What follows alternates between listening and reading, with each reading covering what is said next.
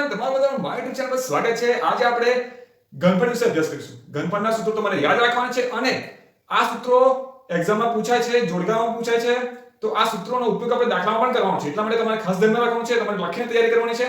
તો આપણે પહેલા સૂત્રો કયા છે જોઈએ। પ્રથમ છે એટલે કે પહેલા છે નળાકારનું ઘનફળ। હવે નળાકારમાં એની ત્રિજ્યા r અને ઊંચાઈ h છે। એના પરથી એનું સૂત્ર બને છે પાઈ r નો વર્ગ ગુણ્યા h, બરાબર। હવે સમઘનનું ઘનફળ જોઈએ આપણે, તો સમઘનમાં બધી બાજુઓ સરખી હોય છે, બરાબર, અને આ ત્રણ પરિમાણ કહેવાય, બરાબર। એટલે ત્રણ એની બાજુઓ લેવાની છે આપણે, બરાબર। આ એક લેવાની, આ અને આ, તો ત્રણેય બાજુ કેવી છે, સરખી છે, એટલે શું બનશે a નો ઘન। જો બાજુને આપણે a ના આપીએ તો a નો ઘન બને। હવે લંબઘનનું ઘનફળ, લંબઘનના ઘનફળમાં ત્રણ વસ્તુ હોય, લંબાઈ હોય છે, બરાબર, પછી શું હોય તો કે પહોળાઈ હોય છે એની, પછી શું હોય છે એની ઊંચાઈ હોય છે। તો આપણે ત્રણ લેવાના છે। લંબાઈ માટે l લઈએ આપણે, લંબાઈ ગુણ્યા પહોળાઈ b અને ઊંચાઈ h, તો આ એનું સૂત્ર થઈ ગયું।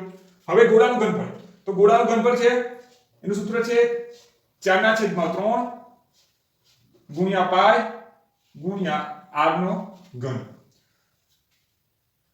શંકુનું ઘનફળ, એ શંકુનું ઘનફળ શું હોય, નળાકારનો ત્રીજો ભાગ। તો નળાકારનું ઘનફળ આપણને ખબર છે, તો શંકુનું ઘનફળ 1/3